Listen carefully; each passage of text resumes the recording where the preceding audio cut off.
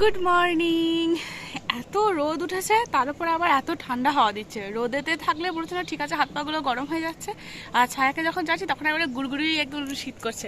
যাই হোক, চলো, গুড মর্নিং। কেমন আছো তোমরা সবাই? আশা করি তোমরা সবাই খুব ভালো আছো, আর আমরাও খুব ভালো আছি। ছাদে জামা কাপড়গুলো মেলা হয়ে গেছে। তো চলো, আজকের ভিডিওটা আমি এখান থেকেই শুরু করছি। আশা করি তোমাদের দেখতে খুব খুব খুব খুব ভালো লাগবে। আজকে আমাদের বাড়িতে দেখো সব টাটকা টাটকা শাকসবজি। এই যে লাউয়ের ডগাগুলো দেখছো, এগুলো কিন্তু একদম টাটকা। এই আমার সেজ কাকি শাশুড়ি উনি দিয়ে গেলেন। আর এই যে থোর, এটা আমাদের বাড়িরই গাছে, যেটা অস্মির বাবা এই মাত্র কেটে দিল। এগুলো রান্না হবে। আর বরাবর পুনকো শাক, যেটা রোজ হয়ে আসছে, এগুলো তো টাটকা, এই সকালবেলাতেই তোলা হয়েছে। আরও অনেক কিছু হয়েছে যেগুলো আজকে রান্না হবে। পুরো চারিদিকটা দেখো, পুরো ঘিরে আমি বসে আছি। এখানেও এই সমস্ত জিনিস, সোয়েটারটা খুলে রাখলাম এখানে। এইদিকে এদিকে ভাতটা প্রায় হয়েই গেছে। চারিদিকে সমস্ত জিনিস গোল হয়ে নিয়ে বসেছি। অস্মিকে আর অস্মির বাবাকে আমি খেতে দিয়ে দিলাম, তো ওরা খেলো। আমাদের এখনও খাওয়া হয়নি, মানে আমার এখনও খাওয়া হয়নি। একদিকে কাটবো, একদিকে এই যে শিলনোড়ায় বাটবো, আর একদিকে উনুনে রান্না করব। আজকে একটুখানি চাপে আছি। চলো, বেশি বকবো না, তাড়াতাড়ি করে করি সব কিছু, কারণ অনেক কিছু রান্না হবে। মাছ নেওয়া হলো, মাছটাকে তোমাদের দাদাভাইকে বললাম যে মাছটা একটুখানি ধুয়ে দাও, তো সে এখন মাছটা ধুচ্ছে। মাছটা ধুয়ে নিয়ে আসুক, তো সেই সমস্ত কিছু আজকে রান্না হবে। চলো, রান্না বান্না শুরু করি। যে সমস্ত বাড়ির বউদের হাজব্যান্ডরা ম্যাক্সিমাম সময় ম্যাক্সিমাম দিন বাড়িতে থাকে না, তারা সব সময় চেষ্টা করে যে কয়েকটা দিন বাড়িতে তাদের হাজব্যান্ডরা থাকে সেই হাজব্যান্ডদের পছন্দ মতো রান্নাবান্না করে খাওয়াতে। আমিও তার অন্যথা নই। তোমাদের দাদাভাই সপ্তাহে 2 দিন মাত্র বাড়িতে থাকে, তাই চেষ্টা করি তার পছন্দ মতো রান্না করার।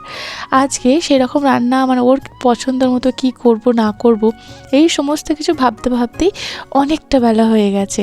ওদিকে ভাতটা কিন্তু তোমাদের দাদা ভাইই বসিয়ে দিয়েছে। যেহেতু উনি বাড়িতে আছেন, উনি উনুন ধরিয়ে একদম ভাতটা পুরো বসিয়ে দিয়েছিলেন। ওদিকে দেখো, ভাত কিন্তু আমার প্রায় কমপ্লিট হয়ে গেছে, মানে হয়তো আর 5% মতো বাকি ছিল। সেই সময়েতে আমি সবজিগুলো কাটছি। এদিকে সমস্ত সবজি কাটতে কাটতে ভাত রেডি হয়ে গিয়ে উনুন একদম নিভে গিয়েছিল।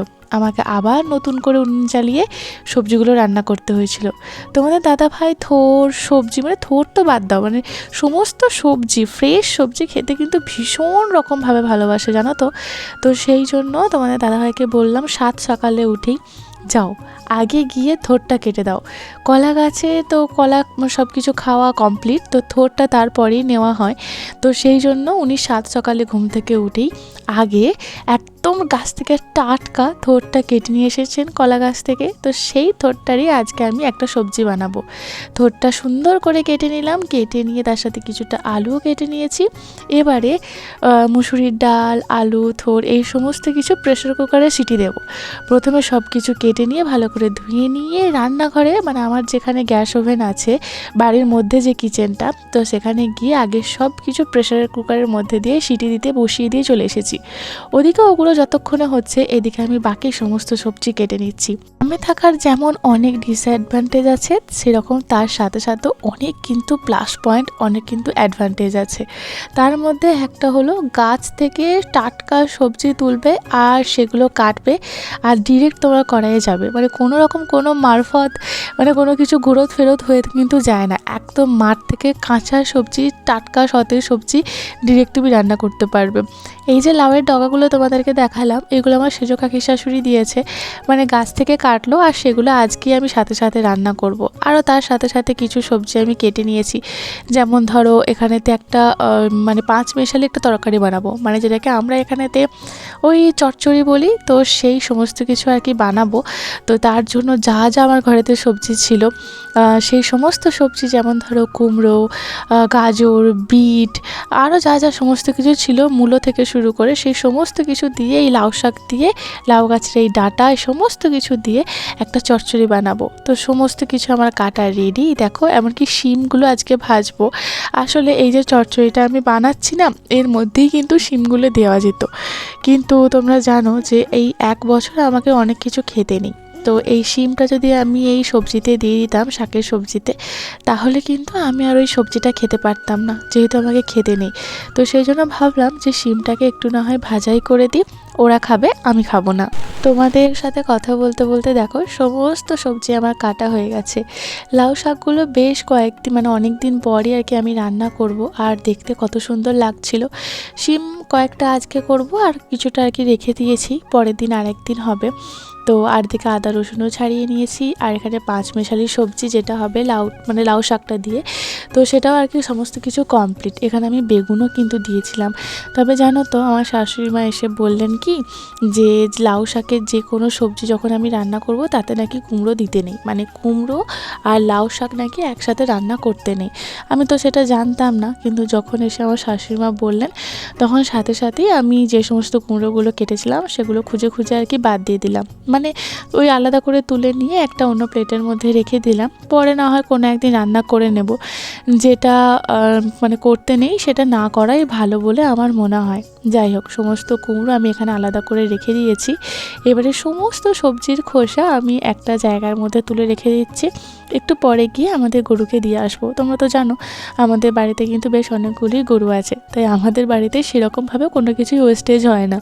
যাই হোক, আর এখন এই জায়গাটা জানো তো বেশ অনেকটা কনজেস্টেড হয়ে গেছে, তার কারণ এই জায়গাটাতে তোমাদের মানে আমার শ্বশুরমশাই আর কি অনেক ধান এটা ওটা রেখেছেন, তো সেই জন্য জায়গাটা আমার একদম ছোট হয়ে গেছে। তাই যতটা গুছিয়ে গুছিয়ে রান্না করা চায় আর কি, তো ততটা গুছিয়ে গুছিয়ে রান্না করছি। তোমাদের দাদাভাই যে মাছগুলো সকালবেলায় কিনে নিজের হাতে আর কি ধুয়ে পরিষ্কার করে আমাকে দিয়ে গেছে, সেগুলো একটু নুন হলুদ মাখিয়ে রেখে দেবো, একটু পরে না হয় ভাজবো। একটু নুন হলুদ মাখিয়ে দিয়ে তা কিছুক্ষণ পর ভাজলে কিন্তু কোনো অতটা অসুবিধা হয় না, কিন্তু নুন আর হলুদটা কিন্তু আগে মাখিয়ে রাখতে হয়, নাহলে কিন্তু মাছটা নষ্ট হতে শুরু করে, তাই না বলো? তবে সব মাছটা কিন্তু আজকে করিনি, কিছুটা আজকে করেছিলাম আর কিছুটা রেখে দিয়েছি, পরে একদিন হবে। ওই যে তোমাদেরকে বলেছিলাম না একটুখানি আগে যে তোমাদের দাদা ভাই উনুন ধরিয়ে পুরো ভাত টাত সমস্ত কিছু বসিয়ে দিয়েছিল, তারপরে উনুন একদম নিভে গিয়েছিলো, আমাকে আবার নতুন করে কেরোসিন তেল দিয়ে উনুন ধরিয়ে আর তারপরে আমি এই মাছগুলো ভাজছি। আর তোমরা জানো তো এখানেতে মানে আজকে যেহেতু বেশ অনেকগুলো আমি রান্না করব, সেজন্য খুব তাড়াহুড়ো করছিলাম, ভীষণ তাড়াহুড়ো করছিলাম। সবারই খাওয়া হয়ে গেছে, কিন্তু আমি এখনও খেয়ে উঠতে পারিনি, তার কারণ সময়ই পাচ্ছি না। আর এখন সব কিছু আমার কাটাকুটি সব কিছু রেডি হয়ে গেলেও মশলাটা আমার কিন্তু আমার এখনও বাটা হয়নি। তো মশলা বাটা থামিয়ে দিয়ে আমি এখন ভাবছি যে যতটা কাজ এগিয়ে রাখা যায়, কারণ গ্যাস ওভেনে যখন রান্না করতাম তখন তো দুটো ওভেনেতে দুটো কড়াই বসিয়ে দুটো সবজি রান্না করতাম, একসাথে দুটো সবজি হয়ে যেত। কিন্তু এখানে তো তার কোনো স্কোপ নেই, আমাকে একটা কমপ্লিট করে তারপরে অন্যটা বসাতে হবে। তো সেই জন্য আর কি যতটা তাড়াতাড়ি সম্ভব করে নেওয়া যায় ততটা তাড়াতাড়ি করছিলাম। তো আমাদের দাদাভাই চলে গেছে হাট, আর অস্মি রানিও খেলতে চলে গেছে। আর যাই হোক, সবাইকার মতো কাজ করছে।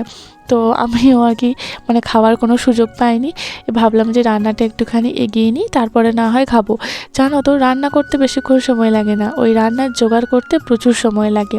যেমন ওই সবজিগুলো কাটলাম, তোমরা হয়তো দেখলে যে জাস্ট কয়েকটা মিনিটের মধ্যেই দিদি সব কিছু কমপ্লিট করে ফেললো। কয়েকটা মিনিট নয়, বেশ অনেকটা মিনিটই আমার সময় লেগেছিলো, অনেকটাই সময় লেগেছিলো ওই সবজিগুলো কেটে সব কিছু রেডি করতেই সময় লাগে, রান্না তো তারপর টুকটাক করে হয়েই যায়। তোমরা জানো তো অনেকে আমাকে বলো যে দিদি মাছের তেলের মধ্যেই তুমি অন্যান্য মানে যে তেলে মাছ ভাজলাম ওই তেলেতেই তুমি অন্যান্য কিছু সবজি ফ্রাই করছো, ভাজছো বা অন্য কিছু ডাল করছো, শাক করছো, মাছের গন্ধ লাগে না? তো জানো তো একটা কথা আছে, নিজের রুচিতে খাওয়া আর অপরের রুচিতে পোশাক পরিধান করা বা পোশাক পরা। তো খাওয়াটা যার নিজের রুচি অনুযায়ী সেটা একান্তই ব্যক্তিগত ব্যাপার। আর যেহেতু আমরা বাঙালি, মাছ আমাদের খুবই ভীষণ একটা প্রিয় খাবার, তো সেখানে মাছের গন্ধটা আমাদের অতটা কিন্তু লাগে না। হ্যাঁ, অনেকেরই লাগতে পারে, সেটা তাদের ব্যক্তিগত ব্যাপার, কিন্তু আমাদের কিন্তু অতটা গন্ধ লাগে না। তো সেই জন্য মাছের তেলটা যতটুকু বেঁচেছিল ওই তেলেতেই আমি শিমগুলো ভেজে নিলাম। আশা করি তোমাদেরকে বোঝাতে পেরেছি। এরপর আমি এখানেতে বসাবো পুনকো শাকটা। রসুন আমি আগে থেতো করে রেখেছিলাম, জানো তো পুরো স্তূপ মানে শাকের পুরো পাহাড়, এতটা শাক কিন্তু মানে এতটা পরিমাণে থাকবে না, তার হাফও আর কি থাকে না। তোমাদের মধ্যে একজন দিদি আমাকে কমেন্ট করেছিলে যে তুমিও কিন্তু শাক খেতে ভালোবাসো, এটাই আমাকে জানিয়েছো। শাক খেতে সবাই ভালোবাসে, ভালোবাসে, অনেকেই ভালোবাসে। যেমন আমার মেয়ে, আমার বর, আমার ঠাকুমা, এরা শাক পেলে আর কিছু চায় না, এতটা পরিমাণে শাক খেতে এরা পছন্দ করে। তবে এই স্তূপটাকে যখন আর কি একদম হাঁপে নিয়ে আসবো বা হাঁপেরও হাঁপে নিয়ে আসবো, এই প্রসেসটা আমার কাছে ভীষণ কষ্টকর। কারণ একটু যখন উল্টে পাল্টে দিতে হয়, মনে হয় যেন একদিক যখন উল্টাচ্ছি অন্য দিকটা পড়ে যাচ্ছে। মানে আর যেহেতু তোমাদের দাদা ভাই বাড়িতে রয়েছে, সেই জন্য শাকের পরিমাণটা প্রত্যেক দিনের তুলনায় আরও তার মানে বেশি। যেহেতু ওরা মানে বলে কি ভাত খাবো না শাকই খাবো, শাক খেয়েই পেট ভরাবো, এটা তোমাদের দাদা ভাইয়ের কথা। যাই হোক, শাকটাকে বসিয়ে দিয়ে ভাবছি আমি একটুখানি খেয়ে নেব, কারণ এই শাকটা থেকে প্রচুর জল বেরোয়, প্রচুর জল বেরোয়। তো জলটা যেহেতু আমি ফেলি না, তো সেই জন্য মানে এই শাকের সাথে আর কি ফুটিয়ে ফুটিয়ে মানে শাকের জল শাকেতেই আমি একদম শেষ করে ফেলি। এইটা তোমাদেরই শেখানো টেকনিক যে শাকের জল ফেলতে নেই। তো সেই জন্য আর কি শাকের জলটা আমি ফেলি না। তো যেমনভাবে চাপালাম একদম ডিরেক্ট ওইভাবেই কড়াইয়ে চাপিয়ে নিই। মানে সকাল থেকে পুরো আমি ছুটছি, পুরো হাঁপিয়ে গেছি। তো তারপরে আমি এখন একটুখানি খেতে বসেছি। ওইদিকে শাকটা যতক্ষণে হচ্ছে হোক, এদিকে আমি একটুখানি খেয়েও নেব। তবে জানো তো, শুধু আমি খাইনি, মানে আমার খাওয়া কমপ্লিট হয়ে যাওয়ার পরও যে সমস্ত মশলাগুলো ছিল সেগুলো সমস্ত কিছু মশলা বাটবো, তারপরে শাকটা হয়েছিল। আজকে যেহেতু অনেকগুলো সবজি হবে, তাই মশলার পরিমাণটাও কিন্তু অনেকটা বেশি। আদা রসুনের পরিমাণও বেশি, ধনে জিরে সর্ষে সব কিছুরই পরিমাণ একটু আর কি বেশি বেশি। তো সেই জন্য একটু বেশি বেশি করেই কসরত আমাকে করতে হয়েছিল। প্রথমে তো আদা রসুনটা বেটে নিয়েছিলাম, তারপর ধনে জিরেটা বেটে নিয়েছিলাম। তো সেগুলোকে তুলে নেওয়ার পর তারপরে বেটে নিয়েছিলাম সর্ষেটা। তবে জানো তো, এই এত কিছু বাটাবুটি করছি, সব থেকে বাটতে কষ্ট কোনটা? সব থেকে বাটতে কষ্ট হচ্ছে পোস্ত। তারপরে কষ্ট হচ্ছে ধনে জিরে, তারপরে কষ্ট হচ্ছে মানে তারপরে এগুলো আর কষ্ট লাগে না, কারণ সবথেকে ভালো লাগছে আমার বাটতে আদা রসুন এবং সর্ষে। কত সুন্দর, সর্ষেটা বাটতে আমার আরও বেশি ভালো লাগছে। যাই হোক, চলো সব কিছু বাটাবুটি কমপ্লিট। আর শিল যেহেতু মা ষষ্ঠী হিসাবে পুজো করা হয়, সেই জন্য শিলটাকেও সুন্দর করে ধুয়ে পরিষ্কার করে রাখতে হয়। তার কারণ মানে ওই শিলের গায়ে যদি এতটুকু মশলা থেকে থাকে, তাহলে নাকি বলে মা ষষ্ঠীর গা জ্বলে। যাই হোক, যেমন মানে যেখানে যেমন মানে ওই রামকৃষ্ণদেব বলেছেন না, যত মত তত পথ, তো সেই রকম আর কি, যত মানুষ তার তত মতামত। এদিকে দেখো শাকটা আমার ভাজা কমপ্লিট হয়ে গেছে। এবার শাকটাকে আমি এখান থেকে তুলে নেব। তোমরা অনেকেই বলো যে আমার রান্না দেখতে নাকি তোমাদের খুব ভালো লাগে। আসলে আমি এককালীন একটা মেয়ে ছিলাম, যে মেয়ে রান্নার কিছুই জানতো না, কিন্তু কবে যে ধীরে ধীরে এরকম পাকা রাঁধুনি হয়ে উঠছি, সেটা সত্যি আমার নিজেরও ভাবতে অবাক লাগে যে আমার রান্নাও কারোর ভালো লাগে, যে মেয়েটা কিছুই জানতো না। যাই হোক, এখনও আমি অনেক কিছুই জানি না, আস্তে আস্তে ধীরে ধীরে সব কিছু শিখছি। পাকা রাঁধুনি কতটা কি হয়ে উঠতে পেরেছি জানি না, তবে হ্যাঁ, রান্না যেগুলো আমি এখন করি মন দিয়ে করার চেষ্টা করি, ম্যাক্সিমাম দিন ভালোই হয়, তবে এক এক দিন তো গন্ডগোল তো হয়ে যায়। যাই হোক, বাড়ির ভেতরেতে থোড়টা ডাল আলু মানে এই সমস্ত কিছু আর কি সিদ্ধ করতে বসিয়ে রেখে এসেছিলাম, ওটা খুব ভালোভাবে সিদ্ধ হয়ে গেছে। ঘরের ভেতর থেকে নিয়ে এলাম। আসলে এক জায়গায় বসে রান্না করছি, সেটা তোমরা শুধু একমাত্র ভিডিওতেই দেখতে পাও, কিন্তু কতবার যে আমাকে উঠতে হয়, কতবার যে দৌড়ে দৌড়ে এটা ওটা জিনিস আনতে হয়, সেটা একমাত্র আমিই জানি। সমস্ত মশলা তেলের মধ্যে দিয়ে খুব সুন্দরভাবে কষিয়ে নিয়ে আমি ওই সিদ্ধটা দিয়ে দিলাম, যে সিদ্ধটা আমি করে রেখেছিলাম। তারপর নুন মিষ্টি হালকা সব কিছু চেক করে নিয়ে নামিয়ে নিলাম। ডালটা তো খুবই ইজি। এরপর যেটা আমার সবথেকে পছন্দের রান্না আমি এখন করতে চলেছি, শীতকালের সমস্ত সবজি দিয়ে একটা পাঁচমেশালি সবজি এবং তার সাথে লাউ শাক রয়েছে। এই রান্নাটা আমি বহুদিন পর করছি, আর আমার এই পাঁচমেশালির মানে অনেক ধরনের সবজি একসাথে রান্না করতে খুব ভালো লাগে। মানে খেতে যতটা না বেশি ভালো লাগে, মানে রান্না করতে আমার সবথেকে বেশি ভালো লাগে। দেখো কতটা কালারফুল হয়ে গেল, আর বিটটা দেওয়ার জন্য একদম পুরো লাল লাল লাল লাল হয়ে গেছে। আজকের এই রান্নাটা করে না আমি একদম মন থেকে তৃপ্তি পেয়েছি, মানে এত ভালো লেগেছে সে আর কি বলবো।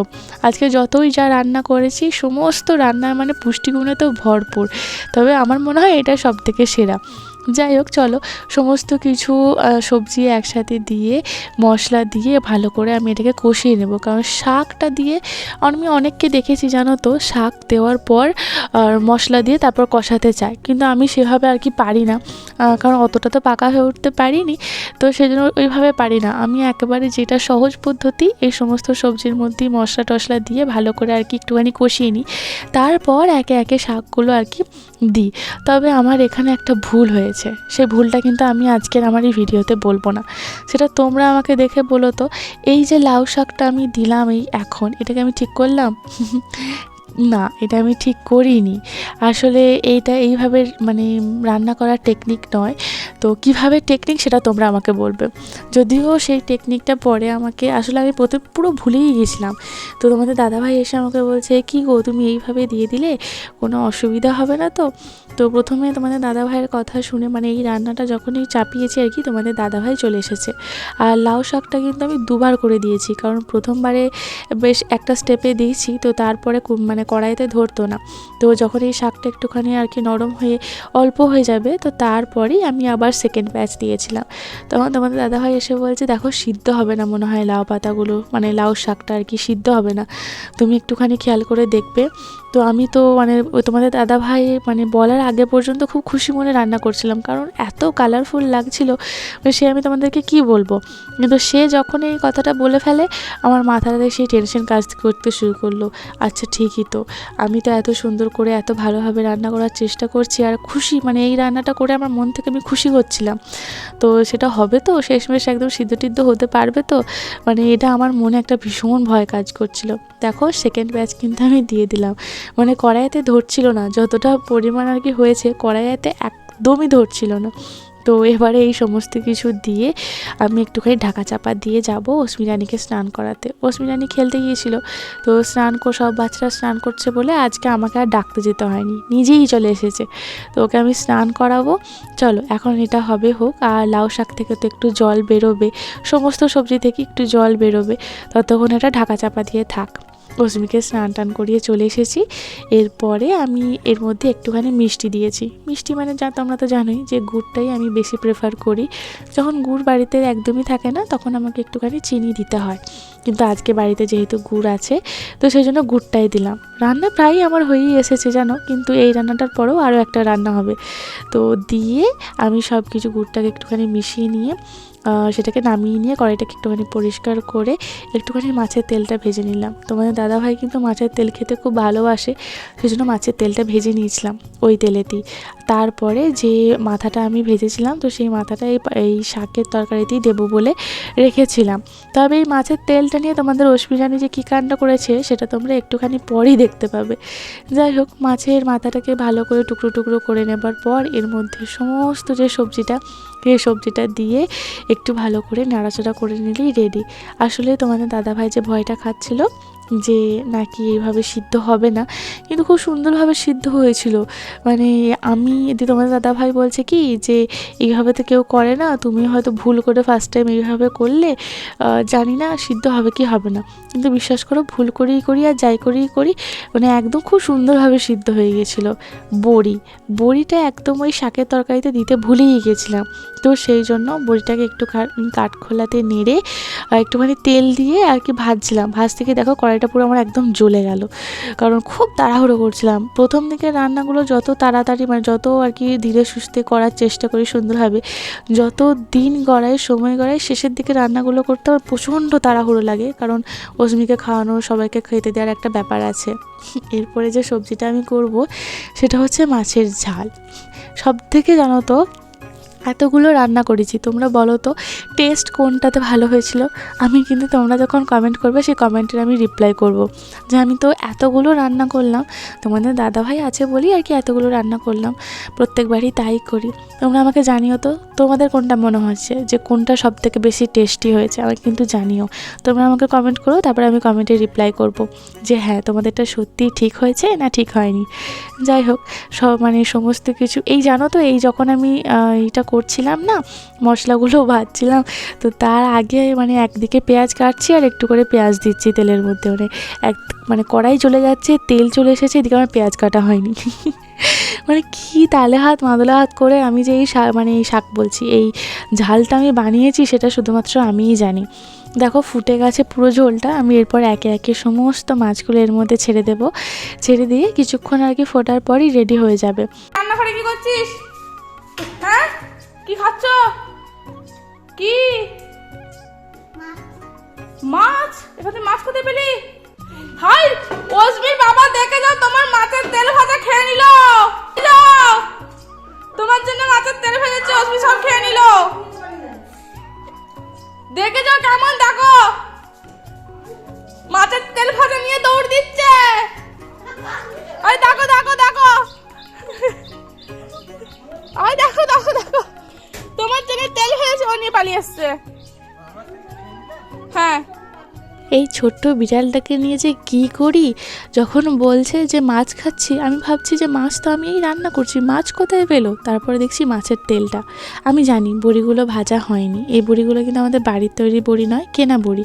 আমি জানি এটা ভাজা হয়নি, কিন্তু এই বড়িগুলো ভাজতে গিয়ে কড়াই পুরো আমার জ্বলে পুড়ে খাক হয়ে যাচ্ছিলো। সেজন্য আমার আর কিচ্ছু করার থাকেনি, যেভাবে হয়েছিল ওইভাবেই আমাকে নামিয়ে নিতে হলো। পরের দিন একটু ভালো করে করার চেষ্টা করব। ঝাল, এই ঝাল জিনিসটা তো ঝাল ছাড়া হবেই না। অশ্মির জন্য দুবেলার 2 পিস মাছ তুলে নিয়ে তারপর 2টো চেরা কাঁচা লঙ্কা দিয়েছিলাম, ধনে পাতা দিয়েছিলাম এবং 3-4টে মতো কাঁচা লঙ্কা কুচি কুচি করে এর মধ্যে দিয়ে দিয়েছিলাম। জানো তো এই ঝালের মধ্যে যে চেরা কাঁচা লঙ্কা যেটা থাকে না, তার স্বাদ অপূর্ব, মানে স্বর্গ স্বর্গ। চলো ঝাল ডাল সব কিছু রেডি, ফাইনালি আমার রান্নাও কমপ্লিট, সমস্ত রান্না রেডি। এবারে সব কিছু গুছিয়ে টুছিয়ে নিয়ে এবার আমাকে বাড়ির মধ্যে যেতে হবে। এটা একটা বড্ড হেডেক। খাওয়া দাওয়া কমপ্লিট করে দুধটাও কিন্তু আমার এখানে গরম হয়ে গেল। দুধটা আমি এখানেতেই করি, ওখানে তার নিয়ে যাই না। এখন ঘড়িতে কটা বাজছে জানো? এখন ঘড়িতে বাজছে বৈকাল। শীতকালে বৈকালই বলবো, গ্রীষ্মকালে হয়তো এটাকে দুপুর বলতাম। এখন ঘড়িতে 3:30 বাজছে। আমার এই জাস্ট খাওয়া হলো, মানে খাওয়ার পরে দুধ টুধ গরম করে সব কিছু পরিষ্কার করা হলো। আজ থেকে মানে সকালবেলায় তো কাজের দিদি এসেছিল, কিন্তু আজকে বিকাল থেকে মোটামুটি সপ্তাহখানেক, 1 সপ্তাহ কাজের দিদি আর আসবে না। মানে বুঝতে পারছো এবার কি হবে, আমার সুমনার পুরো ব্যান্ড বাজবে। তো ভাবলাম যে একবার যখন যাব গিয়ে একটু শোবো, কিন্তু তার আগে ছাদে যে সমস্ত জামা কাপড়গুলো আছে সেগুলো একেবারে তুলে নিয়ে গিয়ে একটুখানি বিছানায় মাথা দেবো, কারণ বিকাল তো হয়েই গেছে, তারপর তো বিকালের কাজকর্ম শুরু হবেই। আর তাছাড়া তোমাদের দাদাভাই প্রচুর বাজার করে নিয়ে এসেছে, সেই সমস্ত বাজারগুলো গোছাতে হবে। যেমনকার জিনিস তেমন রেখে দিয়েছে অ্যাজ ইট ইজ, মানে যাই হোক আর কি। তোমাদের দাদাভাই এলে একটু কাজের চাপটা বাড়ে, কিন্তু কিছু করার নেই। আমারও তো ইচ্ছা করে আর ওরও তো ইচ্ছা করে যে কটা দিন বাড়িতে আছে সেই কটা দিন আর কি একটুখানি রেঁধে বেড়ে ওকে খাওয়াবো। আর ওখানে তো ওর সে সমস্ত কিছু আর কি খাওয়া ওর হয় না। এই সমস্ত কিছু করতে করতেই সুমনার আর কি ব্যান্ড বেজে যায়। আর কাজের দিদি আসবে না, কিছু করার নেই। ওনার অ্যাকচুয়ালি ওনার আর কি মা মারা গেছে, মানে ওনার মা গত হয়েছেন। তো 12 দিনের ঘাটের কাজ, এই সমস্ত কিছু, মানে 12 দিনে যে সমস্ত কাজগুলো হয়, তো সেই সমস্ত কাজ ওনার ভাইয়েরা করবে। তো সেখানে তো ওনাকেও উপস্থিত থাকতে হবে। তো সেই জন্য উনি ওনার বাবার বাড়ি যাবেন, বা চলে গেছেন অলরেডি। তো সেই জন্যই আর কি ওনাকে তো ছুটি তো নিতেই হবে, কিছু করার নেই। এই সমস্ত জিনিসগুলো তো একটুখানি মানতেই হবে। ও আরেকটা কথা যেটা বলতে ভুলেই যাচ্ছি, আজকে এতগুলো আমি রান্না করেছি, কিন্তু তোমরা গেস করো তো যে কোন রান্নাটা সব থেকে বেশি ভালো হয়েছে। মানে সাংঘাতিক ভালো হয়েছে। কি করে ভালো হলো আমি নিজেও বুঝতে পারছি না, এতটা কি করে ভালো হলো মনে হচ্ছে না নিজের হাতেই নিজে চুমু দিই। মানে এত সুন্দর, এত টেস্ট হয়েছিল, এত সুন্দর। বাবারে বাবা, কি ভালোই না খেতে হয়েছিল। সবাই প্রশংসা করেছে, তোমাদের দাদা হয়তো বিশেষ করে। তবে যখন একটুখানি কষ্ট করে, একটু তাড়াহুড়ো করে, একটু ভালোবেসে সবার জন্য রান্না করবে, আর সেই রান্নার যখন প্রশংসা তুমি পাবে, কেউ যখন তোমার প্রশংসা করবে, কি ভালো লাগে না? মনে হয় যেন যে এতক্ষণ ধরে যে আমি পরিশ্রম করলাম, এতক্ষণ ধরে এত কষ্ট যে হলো, এত খাটুনি খাটলাম, তো সেটা যেন সফল হলো, তাই না বলো?